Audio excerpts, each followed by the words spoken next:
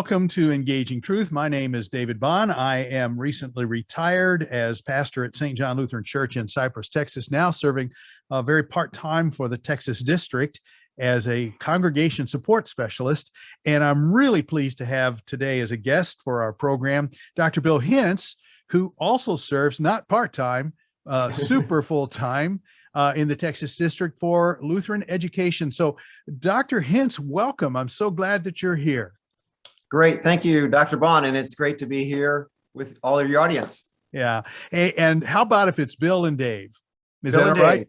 Dave. Sounds good. Excellent. Very good. Tell us your position and your responsibilities with the Texas District. And then I want to get a little bit more personal, but just set the stage for us. Okay, great. Well, I was blessed to be called to the Texas District in 1997. And I work with all the congregations that have any kind of childcare ministry, Mother's Day Out, preschool, elementary, middle school, and high school. I also interface with Concordia University, Austin, and the rest of our Concordia universities in regard to their education departments and also their youth ministry departments. Wow. So I work with, in particular, I work with heads of school, principals, directors. We do a lot of mentoring with a formal mentoring program. We also work with our marketing and recruitment and retention people because that's such a critical piece these days. We are blessed to have a great early childhood education council, 15 members. We have 5 in the Houston area, 3 in San Antonio, 3 in Austin, and 4 in the Metroplex. And each of the council members has about 6 or 7 centers that they're connected with, that they provide support, encouragement to the directors, boards of education, board of directors of congregations. Good. Very good.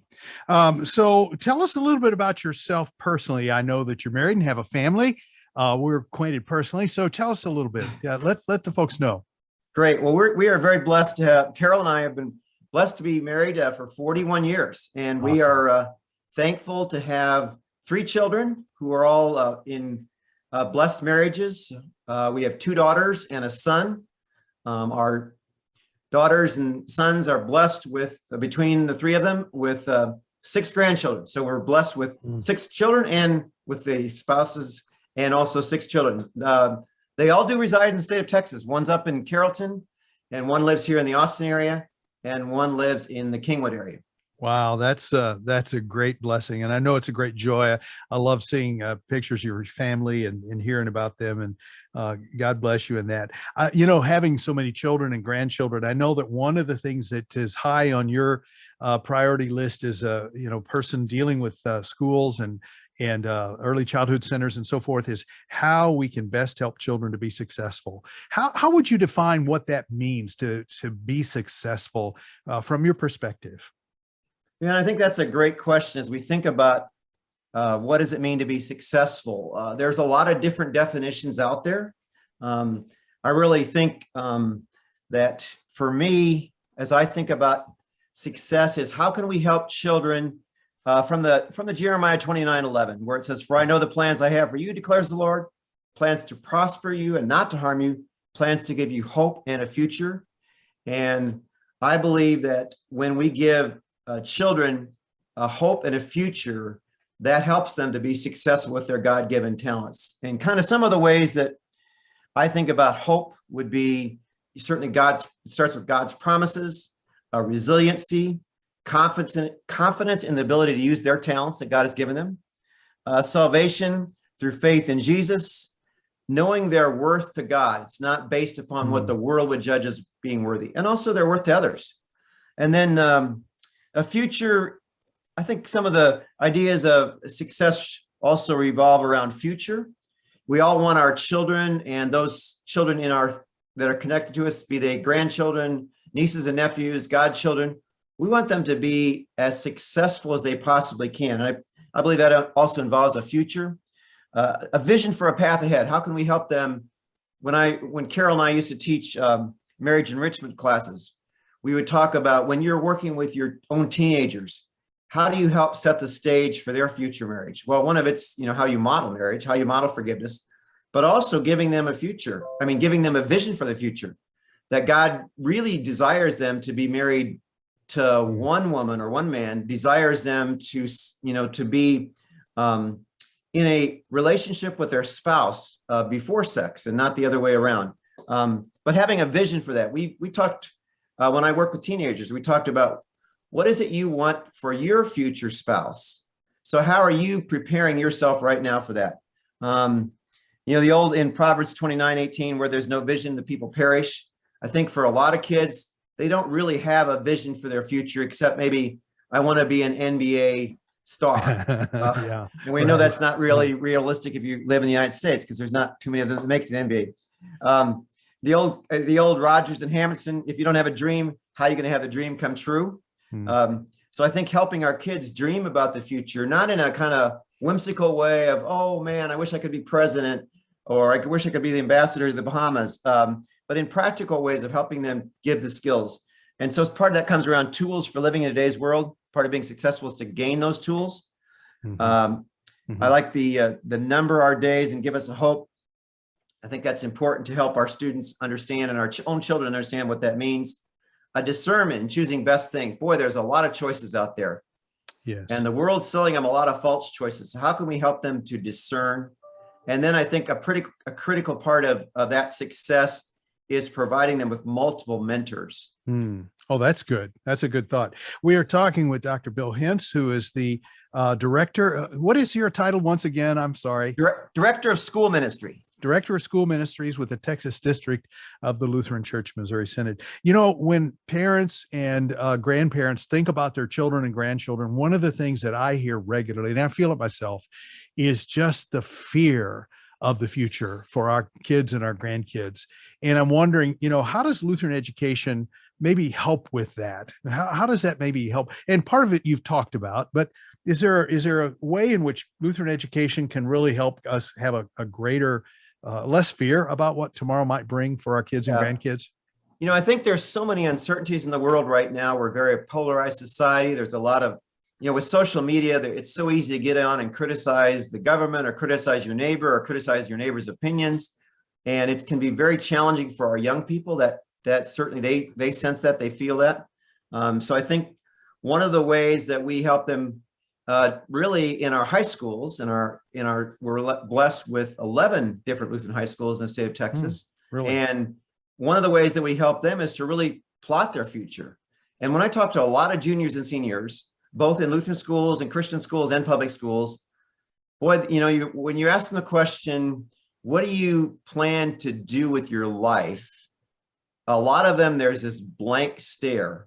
Wow. And that's okay, because a lot of juniors and seniors, they won't know specifically what God may be calling them to do, but helping them discover their unique talents and abilities, and also giving them a non-anxious presence as they chart that course, because it may not become apparent at 16 or 17 or even 20, but to continue to work toward the goal of using their talents and their abilities to serve God and their neighbor, and helping them understand what that means. And I think, Dave, a big part of that too, in the crazy world we live in. We've certainly lived in crazier times. Yeah. If you study history and go back to the Civil War, can you imagine being in the United States in the Civil War, or during, the World War I, or during, the Spanish influenza, or during World War II, or the Great Depression? There's been a lot of challenging times, but I'm not sure there's been a more challenging time for kids, because there's really a battle for their souls, and they're being told when California requires their teachers to teach first graders about transgender, and not only teach about it, but to suggest to their students that that's a viable option for them. I think that's very confusing. And John Hopkins, several years ago, they talked about how that was actually child abuse. And now that's, to sort those things out. And now we've flipped from that. So I think it's a very challenging time for kids. And I think one of the ways that our Lutheran schools can help our kids is realize that their worth is not in what the world deems, whether it's athletics, because they're all going to be either cut from a team, or they're not going to be the star of a team in most cases. Somebody's going to write some slam on a social media post about them. Even times a supposed close friend is going to say something very mean-spirited. you help give them that kind of resiliency, that they know that their worth is in Jesus Christ and not in what the world says they're worth. So I think that's in terms of helping our students looking to the future, in terms of particularly giving them success in academics. Doesn't mean that they're all going to be A students, but give them success with the abilities that they've been given. So if they're working hard and diligently and they're getting a B or they're progressing along, that's great. Our high schools do not have 100% graduation rate in terms of going on to a 4-year school. Right. We have probably 2 or 3% that go on to some of the trades. But some of those young men that I've talked to in their 20s and 30s are very successful. Electricians, plumbers, a number of other welders. There's a number of jobs out there. Not everybody's geared toward being an engineer. And to try to help every student think that they're going to be an engineer or the president of a corporation, I think we help them analyze, do a really good job of analyzing their own abilities that God has given them, and then helping them to chart a course with encouragement that is in line with the abilities that God's given them. We are talking with Dr. Bill Hinz, who is the head of schools for the Texas District of the Lutheran Church Missouri Synod. Thank you for connecting with us on Evangelical Life Ministries Engaging Truth.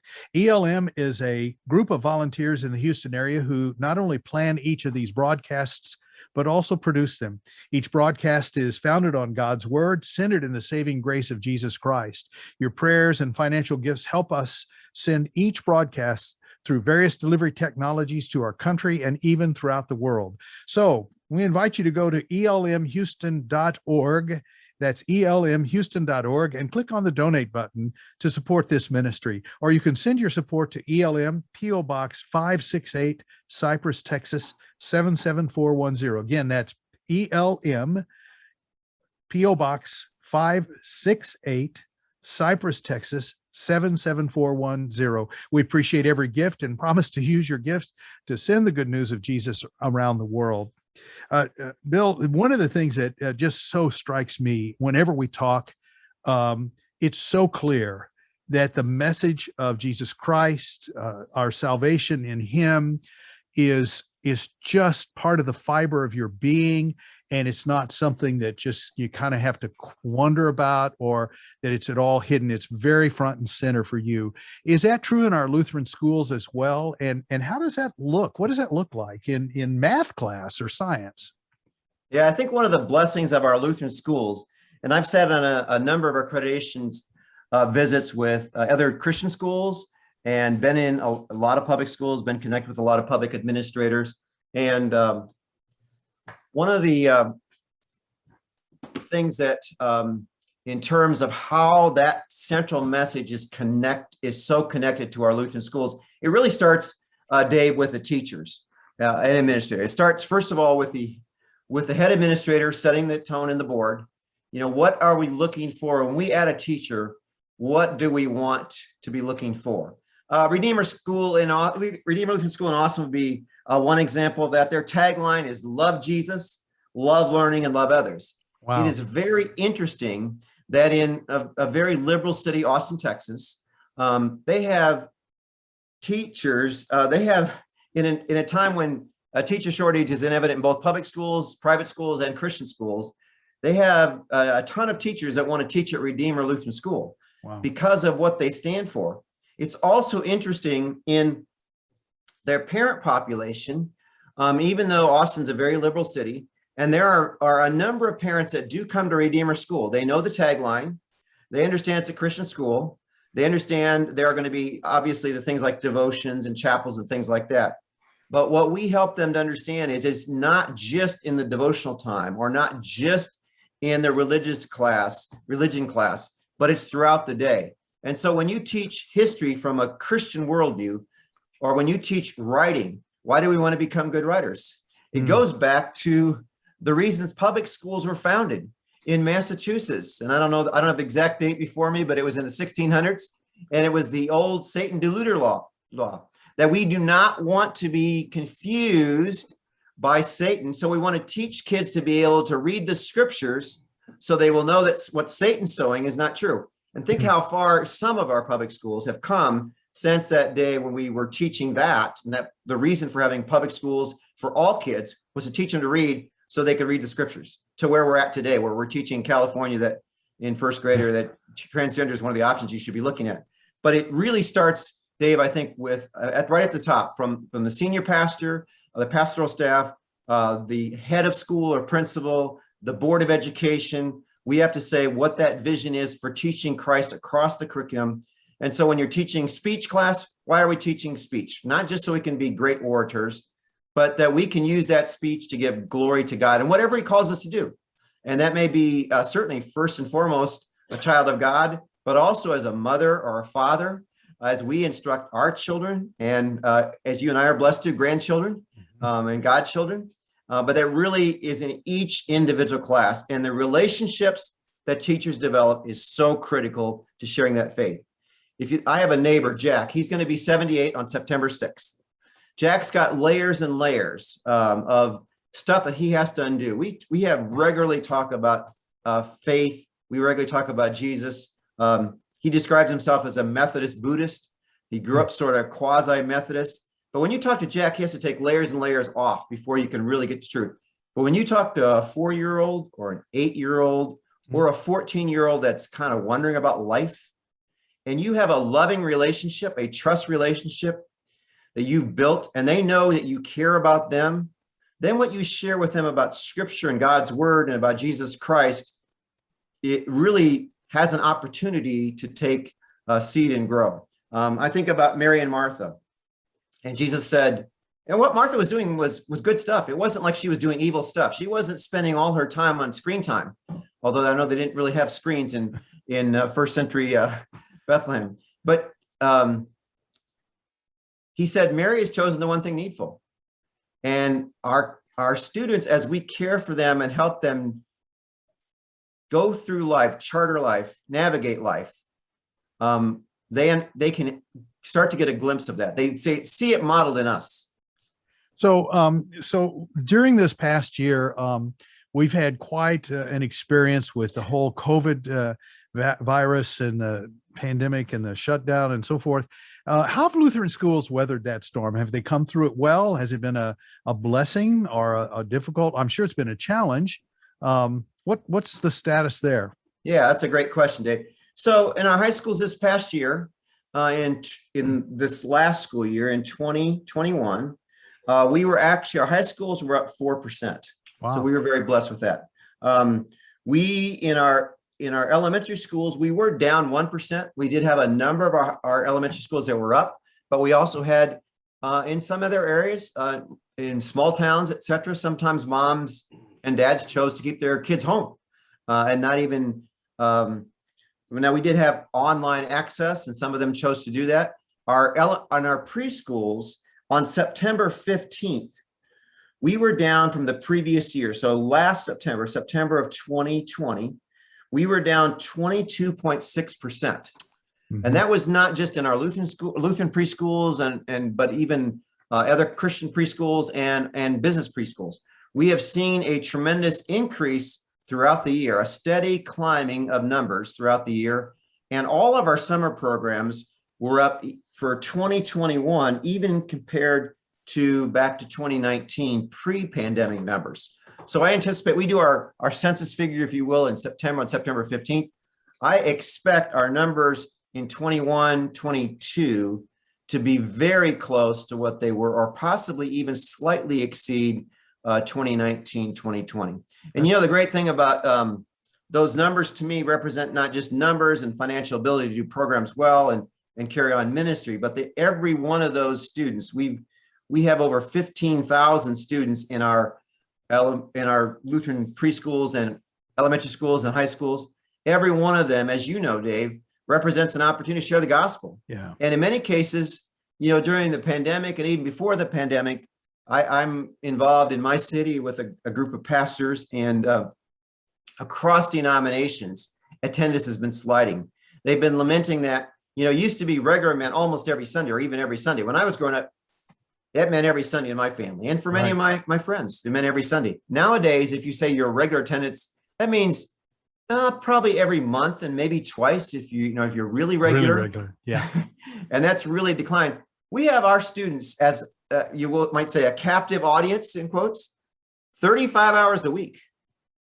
What a great opportunity to share the gospel 35 hours a week in all kinds of setting, like you said earlier, whether it's math class or it's phys ed class or it's a school play or it's on the sports team. So many opportunities to have Christian role models sharing the gospel with them and in many cases be influenced by some pretty powerful Christian peers. That doesn't mean they won't be without sin and won't make some mistakes along the way, but that's also an opportunity to teach forgiveness and receive forgiveness and give forgiveness along the way.